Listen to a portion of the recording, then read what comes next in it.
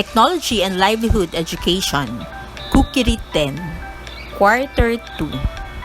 Prepare vegetable and seafood dishes. Cookery Grade 10, Quarter 2, Module 4. Our topic is Storing Vegetables. Lesson 2, First In, First Out. FIFO stands for First In, First Out. It is a stock rotation system used for food storage. You put items with the soonest, best before, or used by dates at the front and place items with the early dates at the back. By using the FIFO food storage system, you ensure that the food with the nearest best before or used by dates are used or sold first. FIFO also maximizes freshness and minimizes waste, and when used correctly, ensures serving safe food and eliminates spoiled food waste. It is a continuous process. When a new stock comes in, always use the FIFO procedure to fill shelves or fridges so food can be sold or used before it expires. Additionally, be sure to stock refrigerated and frozen goods before room temperature items. Fruits and vegetables are an important part of well-balanced diet. Eating a diet rich in fruits and vegetables can help lower risk of many health conditions, including high blood pressure, heart diseases, stroke, and certain kinds of cancers. But if they're not handled properly, fruits and veggies can also become a source of foodborne pathogens. For example, they can become contaminated with Listeria, Salmonella, or other bacteria. Their taste, texture, and appearance can also suffer if they're not stored properly. That's why it is so important to learn how to clean and store fruits and vegetables. Before storing vegetables, remove ties and rubber bands and trim any leafy ends. Leave an inch to keep the vegetable from drying out. Make sure that the bag where you store the vegetable has some holes punctured to allow for a good airflow. Pack vegetables loosely in the refrigerator. The closer they are, the quicker they will rot. Leafy greens can be washed before storing by soaking them in sink full of water, while soft herbs and mushrooms must not be washed until right before they are going to use. FIFO, or First In, First Out, is especially helpful when there are multiple items of the same product. Moreover, adhering to specific storage times of common food items can further aid in maintaining freshness and quality. This is the system and the only way to manage your food storage in the kitchen. The term First In, First Out is a handy way to remember that the food has been bought in first needs to be consumed first. This is so that everything is used when it is at maximum freshness and there are no hidden nasty surprises from using out-of-date food that may have gone off.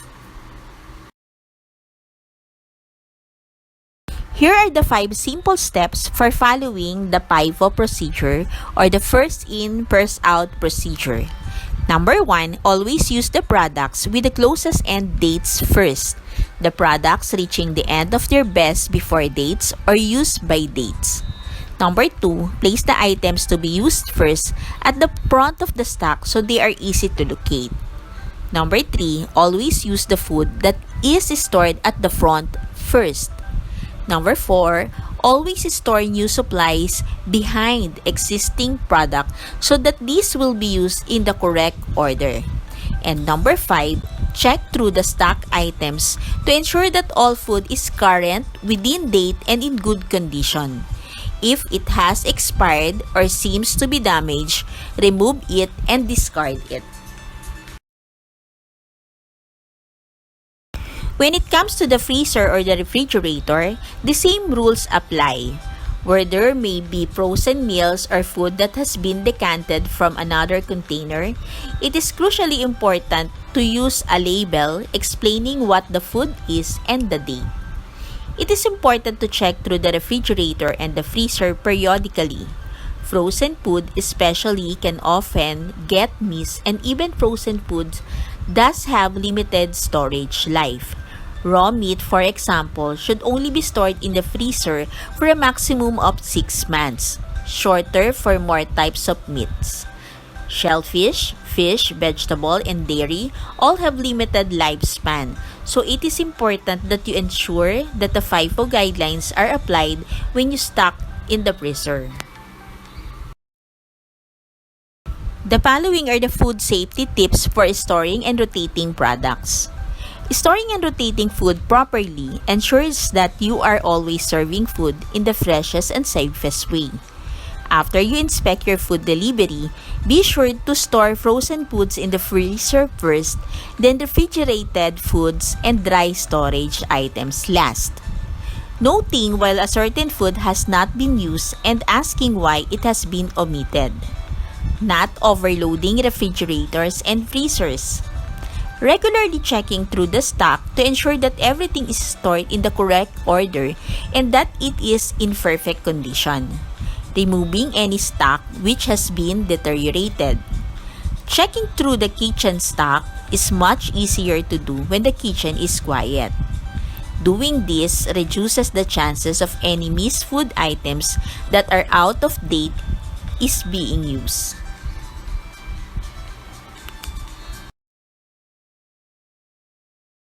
Maintain proper temperatures.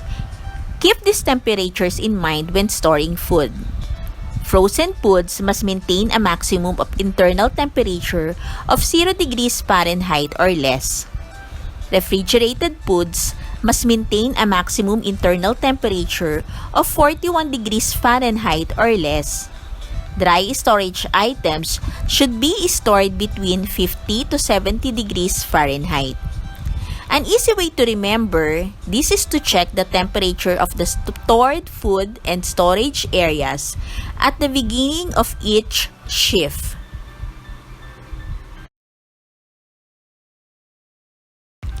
How to rotate food product. After you've stored the items, rotate your existing stock using the first in, first out or FIFO method. This ensures that you are serving items stocked first before items stocked more recently. The FIFO method applies to frozen, refrigerated, and dry storage items.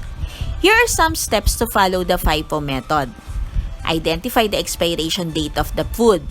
Store items with the earliest expiration date in front of items with later dates. Once on the shelf, use the items stored in the front first. Check expiration dates and storage areas. Throwing away food that has reached the expiration date is also important in preventing foodborne illness. In addition, storage areas need to be kept clean and dry. These areas of the kitchen where food can be stored or served should be kept clean on a regular basis, like the floors, walls, shelving in coolers, freezers, and dry storage. The storage bins or containers, the carts, and the trays. The importance of labeling food stored in the freezer or refrigerator. Labeling is important. Without this vital information on stored food, nobody will know just how long any food has been stored. This means that without adequate labeling, there is a strong chance that the food may have been deteriorated or have even gone off by the time you come to use it. The best way to ensure that the FIFO principles are in place and to follow a comprehensive labeling strategy is to provide specially designed labels for the job. The important information to note on a label includes the type of the food being stored, the date it was stored, the use by date, and the staff member's name. The labels need to be left in place by the freezer or refrigerator along with the pens, so there is no excuse why anything should be stored without being labeled. Benefits of FIFO includes, number 1, less food wastage.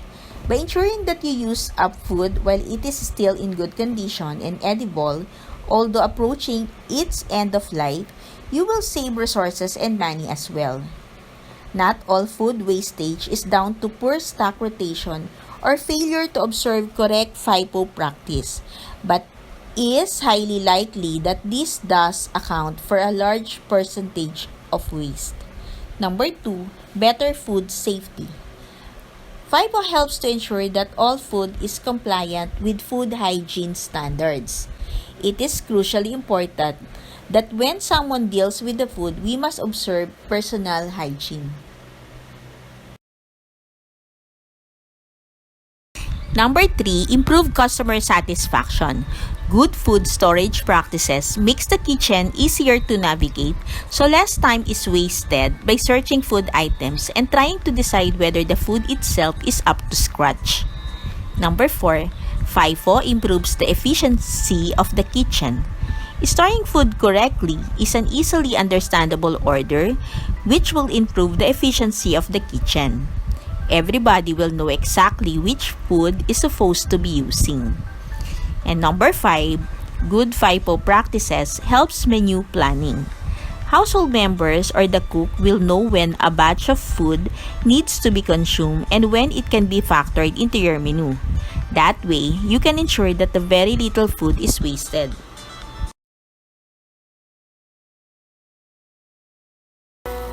A time to remember.